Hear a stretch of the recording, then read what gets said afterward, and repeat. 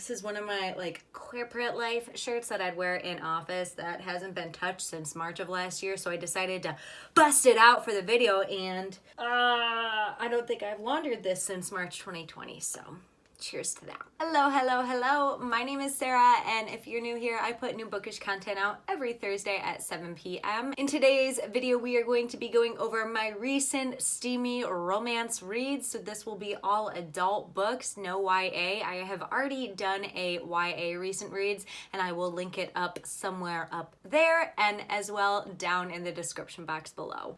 If you didn't know, I am moving cross country in 48 days, so I am starting to pack up my whole entire existence and ship her off. So I am no longer going to be able to hold up physical copies for the near future here. Hopefully starting May, that'll be changed, but for now, bear with me and the little graphics I put right here. Personally, I don't really buy that many physical adult romance books to begin with, just because I don't want a ton of naked men on my bookshelves. I mean, I like it, I'm gonna look at it, but I like it in the electronic version, so that's why I use Kindle Unlimited with Amazon, and then I just buy all my YA fantasy and any type of fiction book, and those go on my bookshelf. So it looks like I am a nice, refined woman, but there's nothing wrong with a little erotica.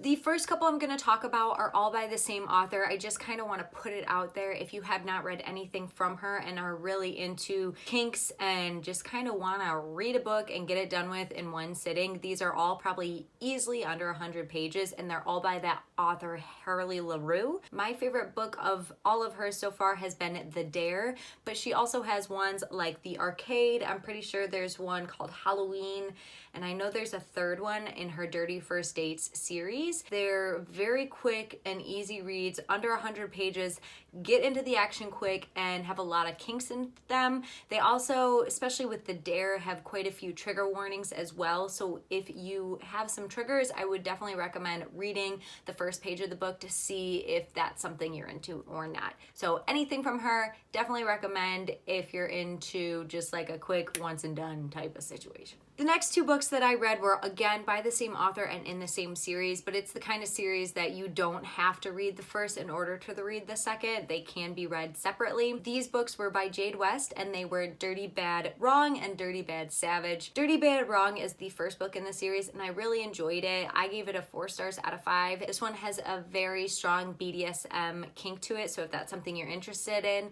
definitely check that one out. It also has like a couple voyeur scenes if that's something you're interested in as well. Dirty Bad Savage, on the other hand, I gave 1 star out of 5. I personally did not like this. I know a lot of people did. I saw a lot of good reviews for it on Goodreads, but there were just scenes in it that I found almost to be repulsive, and the way that the male lead spoke, he is supposed to be someone that has been in prison and hasn't really been educated, so that really shows through with his dialogue, and I just couldn't, like, it was painful to read his dialogue because I was just like, oh god. So it was just a big turnoff for me. If you're interested at all in Jade West and the series, I would first start with Dirty Bad Wrong, and if you like it, maybe go into Dirty Bad Savage. But if you really like Dirty Bad Wrong and think you're gonna like Dirty Bad Savage, there's a chance you won't, because it just wasn't it for me. Okay, now getting away from more series type books,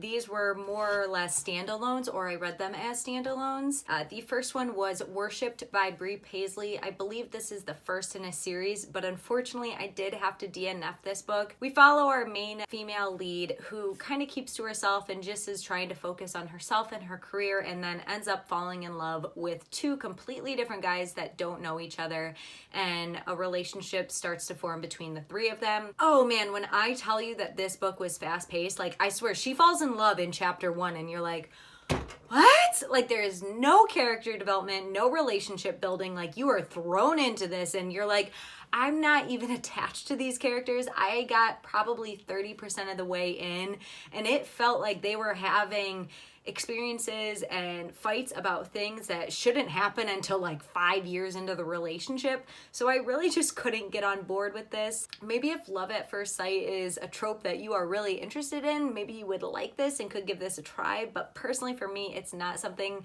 I like. I like kind of almost a slow burn, like a medium burn, and then go into it all. But like this was just like bing right off the bat. A highly anticipated book that I finally picked up was Den of Vipers by K.A. Knight. I only heard good things about this, but unfortunately it fell a little short for me. I gave it 3.75 stars out of 5. I still really enjoyed it, but there are some things I didn't quite like. If you are not familiar about this book, it is about a debt that a man has to the mob, and in order to pay out of his debt, he offers his daughter in return. So we follow our main female lead, who is taken by 4 brothers that now own her technically, basically. I don't know, it's some sort of mafia shit. And then an enemies to lovers romance situation starts to kind of bubble up between her and these 4 men while she's being held captive, and it turns into like this sweet love story and all this. And I really enjoyed how this was a standalone and not a series. What I didn't enjoy, which you'll kind of see is a trend throughout my taste, they all fall in love under a week. Like a week. And like, again, I get like you may be attracted, but like love? And as a reader, I thought like we're probably like 40% through the book, almost halfway through. And I think like almost like a month or so, maybe 3 has gone by, and she's like, 7 days later, who knew I'd fall in love? I'm like, what? Like, you were just kidnapped. I had some issues with that. Another thing that maybe this is something you would enjoy, but I kind of got sick of, was that there were sexual innuendos in every single scene. Normally with my romance, like I said, I like a medium burn, like that. But in every single chapter, there was something, and I'm like, oh my gosh, like slow down, woman. Like, oh. So that may be your cup of tea, but for me, it just kind of got a little repetitive. Like, I was just like, okay, give me like at least some sort of plot, but it didn't. And lastly, not to harp on this book anymore, because I did enjoy it, there were just some things I just couldn't get past. If you are a grammar snob by any chance, maybe not pick this one up, because there are still quite a few grammatical errors in it, as well as quite a few plot gaps to which something major would happen to the character, and then a scene would minorly change, and that major thing that happened to that character is never brought up again, and you're like, well, are they okay? So that's another thing that I was just like, was this reviewed? All in all, I know that I kind of bashed it a little bit, but these are just my opinions. I did still really enjoy the book. It's just, for the hype it's getting, I think it should be knocked down like a tier or 2. And last but not least, the most recent book that I have picked up was a book that I was super hesitant about going into, because it was the first one of its kind I've ever gone into, but it was Still Beating by Jennifer Hartman. The only reason I just couldn't get on board with it was because I know that in the beginning of the book, both of our main characters are tortured, and then the rest of the book you're following them after the fact, and you follow their relationship build after that torture. I am just a person that I don't like scary movies. I don't like to read about that in the news. Like, I don't want to read that for enjoyment either. But this was a really great love story. This isn't going to have the spice that you would get from the other books that I spoke about. This is definitely more of a love story that has minor spice to it. This was a slow burn enemies to lovers romance that had such a great ending, and I just kept flipping the pages. I could not put this book down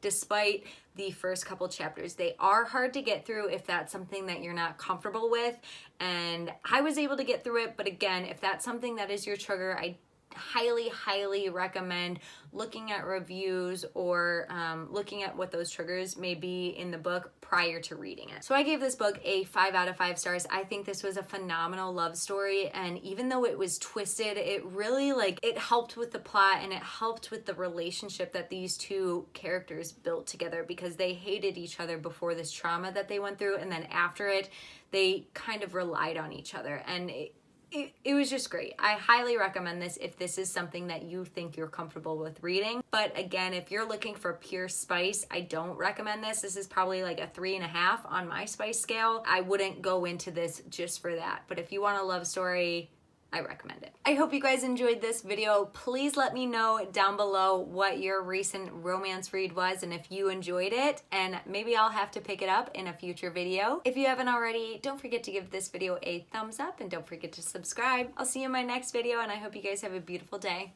Bye.